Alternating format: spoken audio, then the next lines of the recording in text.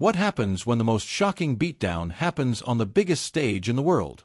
The searing emotional pain of getting blown out in the Super Bowl will never leave Patrick Mahomes and the Chiefs. Mahomes was bruised, battered, and bullied by the Eagles' relentless pass rush. Nobody was open. The anguish of this non-stop nightmare will live with him forever. The Eagles' game plan was stunning. Play nothing but zone coverage, never blitz Mahomes, not even once, but still generate constant pressure with their front four. A mind-blowing 47% pressure rate without blitzing. On the back end, they played cover 4 zone 59% of the time, completely blanketing the Chiefs' passing attack. Cover 4 means 4 deep defenders each guarding a quarter of the field. That leaves only 3 defenders underneath, essentially daring the Chiefs to beat them with short, methodical passes. The Chiefs knew this was coming. They had 2 full weeks to prepare for it. Yet, Mahomes had one of the worst games of his career. Why did he struggle so badly? If Andy Reid and Mahomes knew the Eagles' plan, why couldn't they counter it? Real quick before we dive into the film, I want to thank this week's sponsor, SeatGeek. With the NFL season ending, SeatGeek has the best deals on tickets for concerts, comedy shows, and other sports events. I use SeatGeek all the time, whether it's for NFL games, baseball, or stand-up comedy in Chicago. Their app rates ticket deals so you know if you're getting a good price. Green dots mean good deals, red dots, not so much. And with my code Rollins10, you'll get 10% off your next order. Thanks to SeatGeek for sponsoring the channel. Alright, back to the film. The Chiefs started the game with 5 straight passes, trying to stretch the Eagles' underneath zone coverage. But Eagles defensive coordinator Vic Fangio was ready. The Chiefs lined up 3 receivers to one side, hoping to isolate Travis Kelce one-on-one against a linebacker. But Fangio countered immediately. On just the 3rd play of the game, he only rushed 3 defenders, dropping edge rusher Josh Sweat back into coverage to help against Kelce. The Eagles knew their cover 4 scheme was vulnerable underneath, so they prepared for everything the Chiefs wanted to do.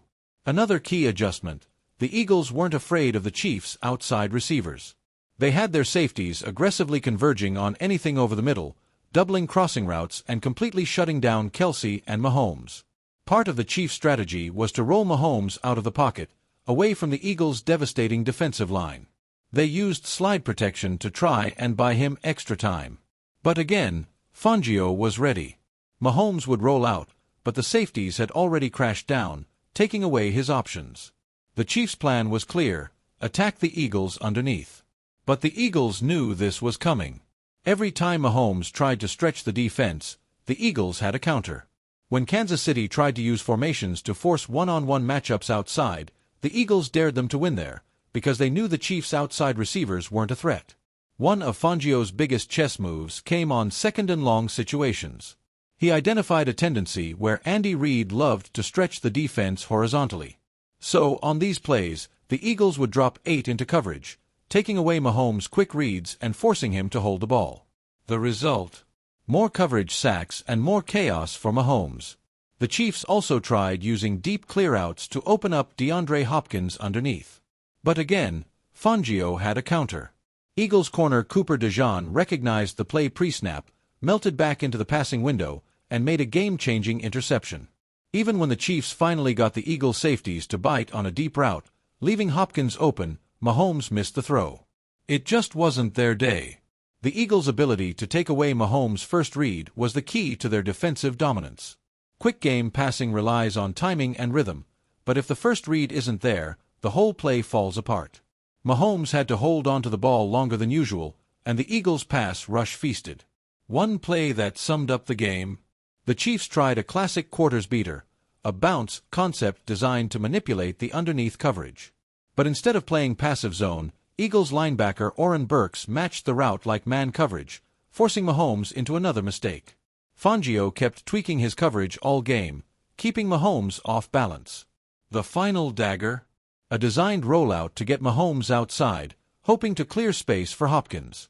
But once again, Cooper DeJean read it perfectly, dropping back to make another huge play.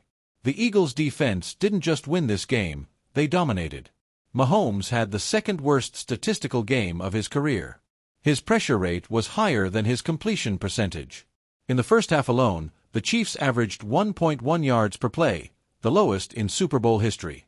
Yes, the Eagles' pass rush was relentless. But their defensive scheme, combined with elite talent, made life miserable for Mahomes. Fangio completely outcoached Andy Reid, and Mahomes simply didn't have the answers. This game proved that Mahomes still has another level to reach. He isn't a finished product. He needs to evolve. The Eagles put on an all-time defensive clinic and crushed one of the greatest quarterbacks, coaches, and dynasties in NFL history. I was wrong. The Eagles kicked their ass. That's it for today's breakdown. If you enjoyed this, make sure to like and subscribe for more film studies. Drop a comment. What did you think of the Eagles' game plan? And don't forget to grab your SeatGeek discount with code Rollins10.